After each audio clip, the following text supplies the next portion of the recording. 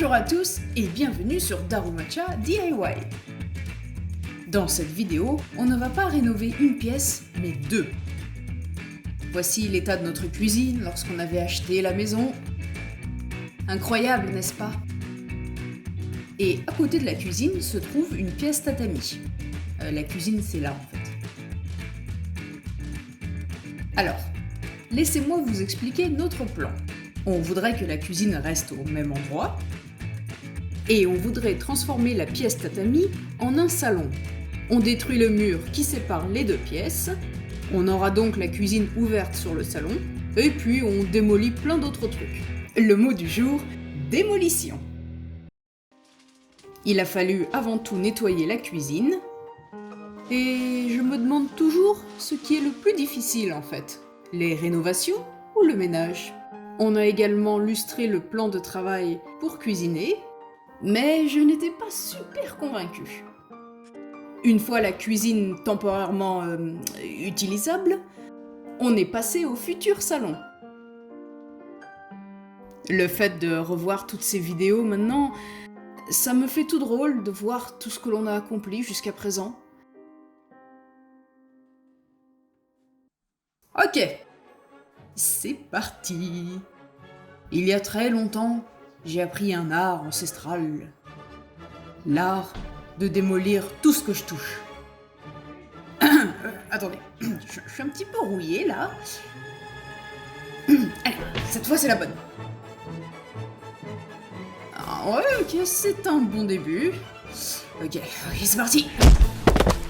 Ah, j'adore démolir. Tu peux ranger ton marteau? Je m'en occupe. Bon, par contre, j'ai pas spécialement envie de m'occuper du ménage. Avant de passer au deuxième mur, on va devoir détruire cette armoire. Ouh, journal de 1997. Quel âge j'avais en 97, moi?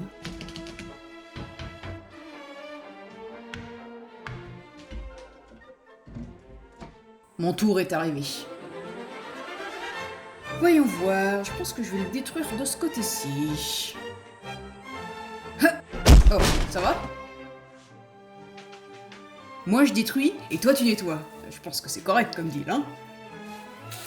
Oh, ok, ça va, je vais aider aussi. Tu viens juste de montrer à tout le monde à quel point tu es charmant. Afin de pouvoir démolir la partie haute du mur, on doit retirer ce meuble dans la cuisine. J'aimerais lui apprendre ma technique. Je pense que c'est bien de s'entraîner sur un petit espace avant. Allez, tu peux le faire. Vas-y, concentre-toi bien. Il va falloir que tu t'entraînes un petit peu.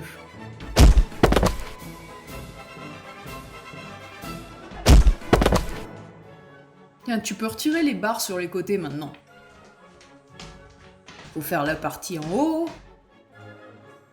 et la partie en bas. Alors oui, il y a un trou entre les deux planchers, qui d'ailleurs ne sont même pas au même niveau, mais c'est pas un problème ça. On a encore pas mal de choses à détruire. Déjà, ce petit meuble de rangement. On utilise un marteau parce qu'en fait la porte elle est bloquée. On va maintenant pouvoir ranger tout le bordel qui se trouve dans l'armoire. Allez, on le détruit. D'ailleurs, ce n'est pas une armoire, mais ça s'appelle un oshire. C'est généralement l'endroit utilisé pour ranger les futons et les couettes, etc., etc. Mais nous, on n'a pas l'intention d'utiliser des futons. Et puis en plus, on a besoin que cet espace soit complètement vide. Ces traces d'humidité ne me disent rien qui vaille. Ah ouais, tu vas direct, comme ça. Vas-y, c'est ça l'esprit. Bon, au final, il n'y avait pas de traces d'humidité, ce qui est une très bonne nouvelle. Ah, les fondations sont bétonnées, c'est parfait. On a bien progressé, hein, mais ce n'est pas encore fini. Maintenant, on voudrait détruire le tokonoma. Comme vous pouvez le voir, c'est un petit peu le bordel. Et en garde, moussaillon. Moussaillon, en garde, katana. Non, attends, je suis en train de tout mélanger là. Donc, ce petit coin, ça s'appelle un tokonoma. C'est généralement une partie qui est légèrement surélevée par rapport au reste de la pièce. Un coin où on expose des éléments artistiques, comme les fameuses estampes japonaises, des bonsaïs, des ikebana, l'art floral japonais. Enfin, vous avez compris l'idée. Mais pour une certaine raison qui nous échappe, c'est extrêmement difficile à détruire. Allez! Va venir, oui! Pourquoi est-ce que c'est si dur? Je suis gentiment venu lui proposer ma superbe technique du détruis tout, mais il a décliné mon offre. De peur que je ne détruise malencontreusement l'intégralité de la maison. Mais je vois pas pourquoi il pense ça en fait. Alors ça, c'est un gros morceau. J'aimerais bien utiliser ta technique pour une fois. Voyons voir ce que ça donne. Ah. Ah ah. Ok. Alors, ça c'est énorme. Un petit check ultra rapide pour voir s'il n'y a pas de problème. Tiens, on n'a pas besoin de ce mur non plus.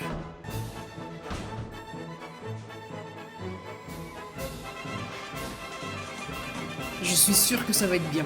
Je le sens. Tiens, et si on travaillait un petit peu dans la cuisine pour changer? Oh, non, en fait. On voudrait vider la pièce un maximum. Par contre, on a décidé de laisser temporairement l'évier au cas où on en aurait besoin. Ah, la rénovation, ça me rend fou, la la la la la. La prochaine étape est donc de retirer le sol de la cuisine. Et quand je dis sol, c'est le truc chelou qui recouvre la surface du sol. C'était logique, non? Étonnamment, le lino s'enlève assez facilement.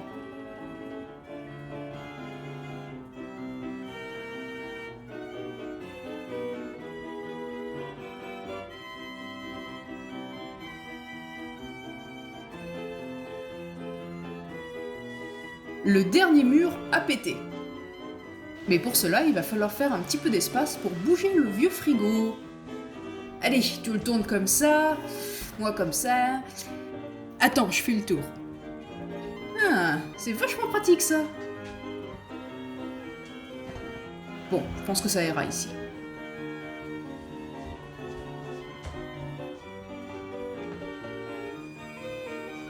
Allez, vas-y, pète-le le dernier mur.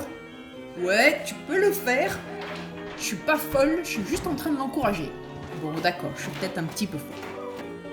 Alors, le marteau, c'est super bien, mais le pied de biche, c'est un très bon ami également. Est-ce que vous avez envie de démolir aussi? Pour cela, il faut d'abord s'abonner.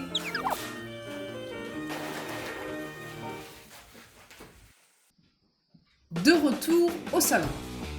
Quelqu'un doit descendre là pour aller poser le film anti-humidité. Mais aucun de nous deux n'a vraiment envie de le faire en fait. Dans ces cas-là, on utilise une technique bien à nous. C'est une manière un petit peu spéciale de prendre certaines décisions en ce qui concerne les rénovations. Lorsqu'on n'est pas d'accord l'un et l'autre, eh bien ça fait gagner du temps, pas de discussion, pas d'engueulade. J'ai nommé le Shifumi, pierre, papier, ciseaux. Merde.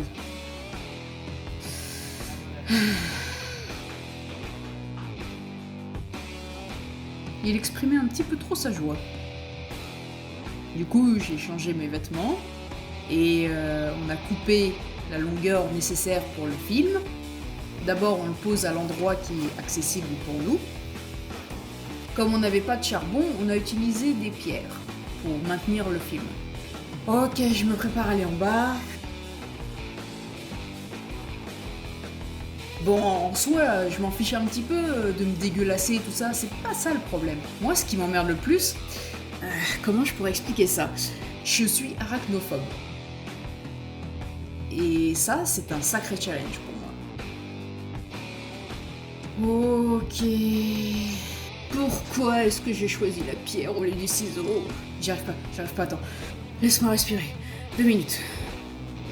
Ok, je vais réessayer encore une fois.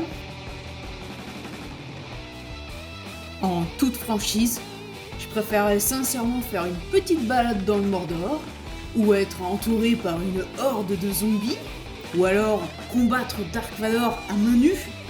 Ou pire, jouer à Dragon Slayer? Que de faire ça! Au final, il s'est avéré que je n'ai pas réussi à aller jusqu'au bout de ma quête. Du coup, il a pris le relais. Mais au moins, j'ai essayé. Tant mettre le film, c'est une étape. Mais l'autre étape, c'est de couper le film tout autour des colonnes, afin que cela soit bien efficace. Tiens, une question qui me questionne. Et vous alors? Est-ce que vous auriez pu descendre dans les fondations? N'hésitez pas à nous le dire en commentaire, ça nous intrigue.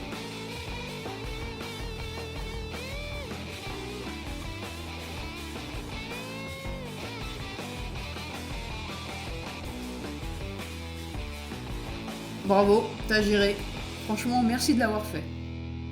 De retour à la surface. Au début des rénovations, on avait vérifié rapidement le circuit électrique de la maison. Mais ce coup-ci, on doit faire un travail un petit peu plus en profondeur. Le tableau électrique n'a que 3 interrupteurs. L'idée, ce serait d'éteindre les 3 interrupteurs, d'en allumer qu'un, et puis de faire un petit tour dans la maison en testant toutes les prises et les interrupteurs que l'on peut trouver. Comme ça nous permettra d'avoir un plan bien détaillé du circuit de la maison. Pour les prises, on utilise le chargeur de notre téléphone.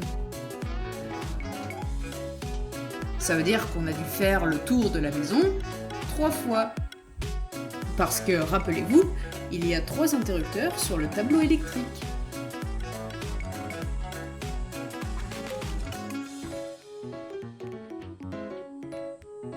Ah oui, du coup, comme on n'a plus de cuisine, eh bien, on utilise la salle de bain et le couloir pour préparer nos petits plats.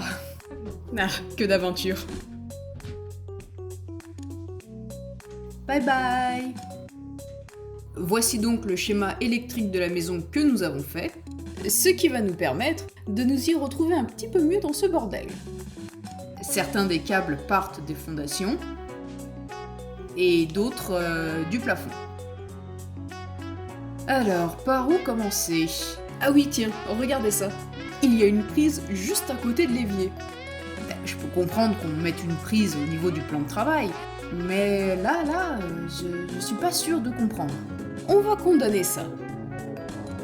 Dans tous les cas, il nous faudra une prise et un interrupteur de ce côté-ci. Et on doit connecter le futur câble avec le câble qui est situé au plafond. Comme vous pouvez le constater, l'espace est assez étroit. Ça va pas être facile. Le but étant de passer le nouveau câble dans cet interstice sans démolir le plafond. Là, on fait 2 trous afin d'y passer le nouveau câble.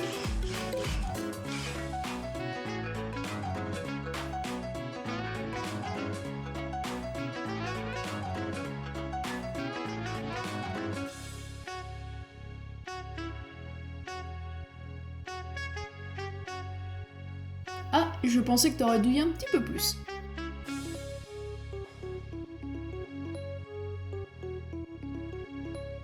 Ça, on n'en a pas besoin.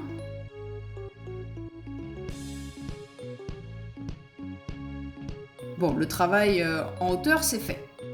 Maintenant, on va s'attaquer au sol. Il va falloir tirer le câble par en dessous.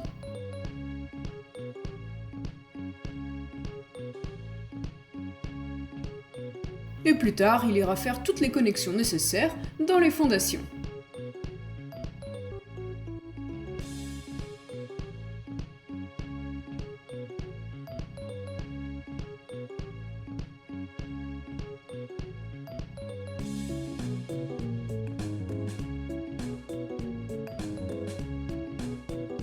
La dernière étape pour aujourd'hui va être de poser le film anti-humidité.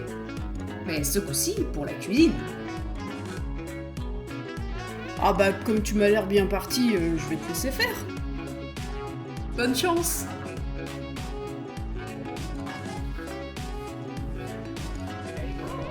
Hello! T'as l'air de t'éclater, dis donc! Amuse-toi bien! Ah tiens, n'oublie pas de faire tous les branchements électriques tant que t'y es, hein. Alors, c'était comment? Je pense que c'est fini pour aujourd'hui, hein. On a pas mal avancé, là. Allez, à la douche. C'est de l'autre côté. Dans un prochain épisode, encore du bois. La nouvelle clim est arrivée. Il est temps de moderniser tout ça. On a fait une boulette. Mais je vous laisse un petit peu de suspense. Rien n'est inaccessible. Enfin bon, vous en saurez plus la semaine prochaine. En attendant, prenez soin de vous.